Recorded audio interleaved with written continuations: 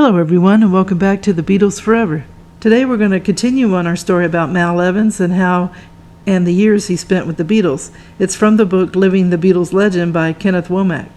In our last episode, we discovered how Evans got a job with the Beatles when the Beatles road manager Neil ASpinall got sick. It led to a full-time job with them, which Mal really wanted. So let's see what happens today. After the Beatles recorded their performance at the Paris studio with the BBC, they had a meal to celebrate at Forte's, a popular British hotel restaurant chain. After that, Mal and the Beatles headed for home, leaving London at 10 p.m. At first it was smooth sailing along the M1. Later, Mal pulled the van off the highway to make the rest of the journey along the regional byways leading back to Liverpool. And it turned midnight. Mal was driving along the rural roads. The windscreen cracked with a terrible bang, and it shattered into shards of glass. Paul said that quick-thinking Evans put on his hat backwards on his hand and punched the windscreen out completely and drove on. And they had two theories on how the windscreen broke. One, according to Paul and the other Beatles, thought a pebble did it. Mal thought it was the intense cold fighting the warmth of the heater inside, causing it to shatter the windscreen. Regardless, the Beatles were impressed with Mal and his handling of the situation. But now there were gale-force winds getting into the van. The bandmates gathered up stray caps and scarves and wrapping them on their driver, who had pulled a paper bag over his head to battle the cold. John said it was perishing. Mal had this paper bag over his head with just a big split in it for his eyes. He looked like a bank robber. The Beatles huddled together in the rear of the van, sharing a bottle of whiskey, while stacked one on top of the other to generate much-needed warmth. Ringo said when one at the top got so cold it was like hypothermia was setting in. It was his turn to get to the bottom, and then we'd warm each other up that way, and kept swigging the whiskey. It was, in Paul's words, a Beatle sandwich. Everyone kept talking at each other to stay awake, and the Beatles kept asking how much further they had to go. So Mal would good-naturedly reply, 200 miles to go. He was referencing the distance between Liverpool and London, and it became a private joke for them all. 200 miles to go. Mal was heard whenever things were tough. By 5 a.m., Mal was back home with Lily on Hillside Road. He got up at 7:45, but the lads laid in till about 5 that night. Lucky devils, Mal said. They were on that night at the cavern as fresh as ever, with no after-effects. That evening, Neil unloaded the band's equipment from the Ford. The van, no worse for wear, had a new windscreen. Neil said we never knew how he arranged to get it fixed again so quickly. And even if we didn't say so, it was something we remembered. Neil heard from the Beatles about their van adventures, Mal in the big freeze, 200 miles to go, and a Beatle sandwich. Ringo said, "This is how a band gets close." Ringo had been in the band for 6 months at that time as their drummer. Mal felt the experience had exceeded all expectations. He had earned 45 pounds, which would be like 767 pounds in present-day pounds from Brian Epstein. It was impressive. The real reward came later that night. He sat down at home and recorded his thoughts after catching the Beatles show at the Cavern. 3 weeks earlier, he started keeping a journal for the first time after receiving his annual Post Office Engineering Union diary. The journal at first was going to be about capturing the moments in his young son Gary's life. On January 23rd, he started to write about the Beatles, his experiences in London, and the people he had met along the way. Mal wrote that they all were great blokes with a great sense of humor and giving one the feeling that they were a real team. He felt a sense of pride at being a significant part of the Beatles' inner circle and no mere hanger-on. The experience reminded him of the first time he saw the Beatles performing live at the Cavern. Oh, this is the greatest thing in the world. Mal started to write his memoirs in 1975 when he was 40 years old. He wrote, "I always wanted to be a cowboy." He was like many Britons thinking of the lawless age in North America, a gun-toting, rules-flouting era that never appeared in the history of the British Isles. Mal had 3 favorite movies: Miracle on 34th Street, The Wizard of Oz, and The Gunfighter. The Gunfighter movie made an impression on him because of the 3 things: the ability of a man to adapt to his surroundings, a man's unquenchable yearning for companionship, and lastly, the idea that the person a man hurts most often and to whom he is most vulnerable ends up being himself. He felt the character was like his father, who always felt like he was a maverick loner in a hard-nosed world. Mal's father was Frederick William Jones Evans, born June 24, 1905, in West Derby, Lancashire, to 19-year-old Elizabeth Evans. She was of Welsh origins, and she never told who Fred's father was. She's thought to have met him while touring the United States as a singer and dancer on a chorus line. In 1910, she married William Fitzsimmons, a prosperous 40-year-old widower. He was a fruit buyer on the Liverpool docks. Fitzsimmons treated Fred as his eldest son. He even got him into the world of fresh produce trade, working from carrier dock on the River Mersey. Fred worked as his stepfather's assistant at W. David & Son and operated a fruit market at 24 Matthew Street. Fred didn't ever come to terms with the circumstances of his birth. Elizabeth and William kept it a closely guarded secret. Fred finally spilled the beans on his 70th birthday. His stepbrother Norman, aged 56, greeted his elder brother by saying, "Hey, Fred, you old bastard." And Fred then punched Norman, and the birthday celebration was in an uproar. Fred's daughter June later recalled, "That is when it all came out." So Fred, he grew to be an overachiever. He was desperate to prove his worth.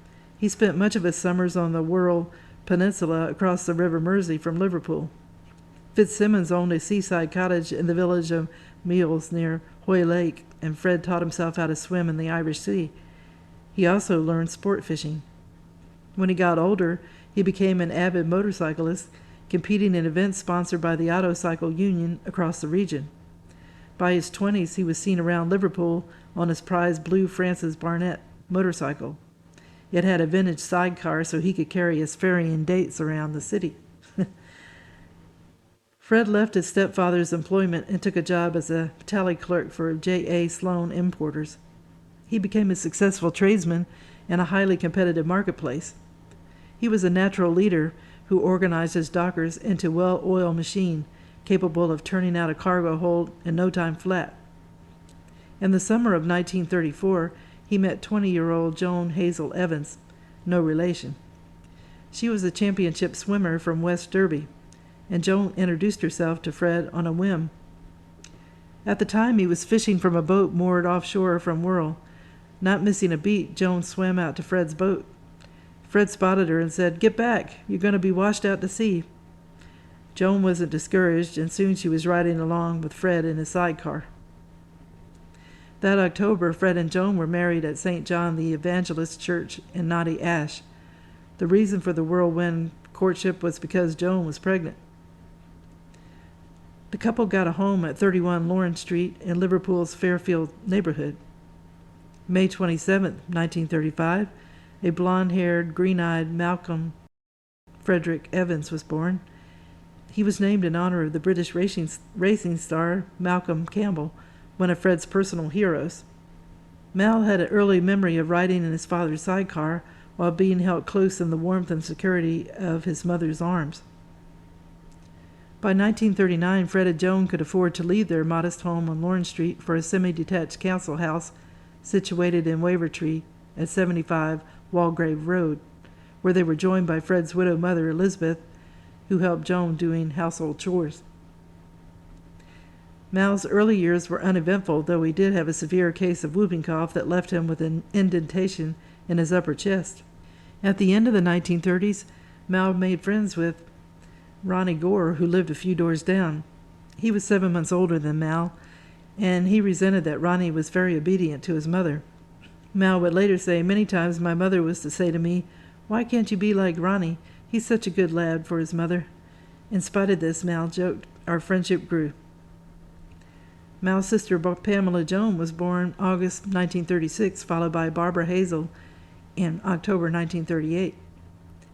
Mal was a bit upset because now he was no longer an only child.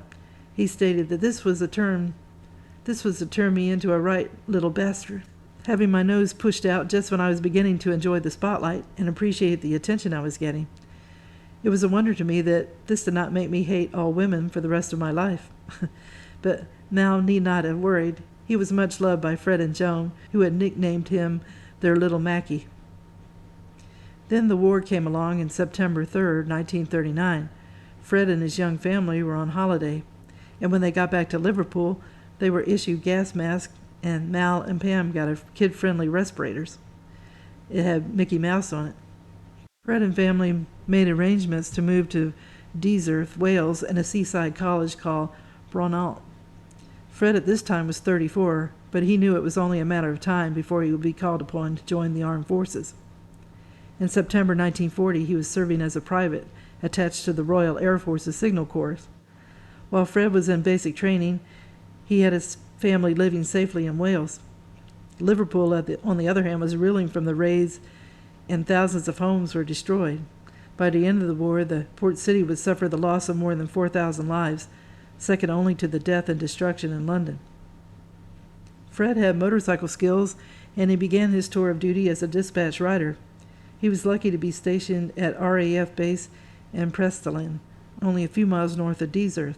In December, Fred was teaching young recruits how to put the motorbike down without breaking it, but he broke his ankle instead. Fred got a promotion as Lance Corporal and the nickname of Fishy Fred because he would lay fishing lines on the beach every night to stock the officers' mess with fresh catch. Mal and his sisters had a great life in Wales. Joan taught them how to swim from the beaches at Preston, and the siblings attended a 3-room schoolhouse together. Mal and Pam played on the rock formations outside Deeserth, or renting bicycles for 6 pence apiece and riding along the promenade in Rawl with little Barbara in tow. Mal later said that his family time in the Welsh respite during the war was the 5 happiest years of my life, living in the country and enjoying the winter snowdrifts and the hot golden summers. So I will end the video here. I loved hearing the story of Mal and the Beatles with their cold ride in a van with no windscreen. I'd heard brief bits about it in interviews, but not in the detail that was described in this book. I also enjoyed hearing about the early life of Mal, learning about his father and mother, and how they made him who he was. So I hope you enjoyed the video, and if you did, if you could give it a thumbs up, it would help my channel to grow, and also help me to know I'm going in the right direction. I wish everyone a good day. Tune in again soon for another episode of The Beatles Forever. Thank you. Bye.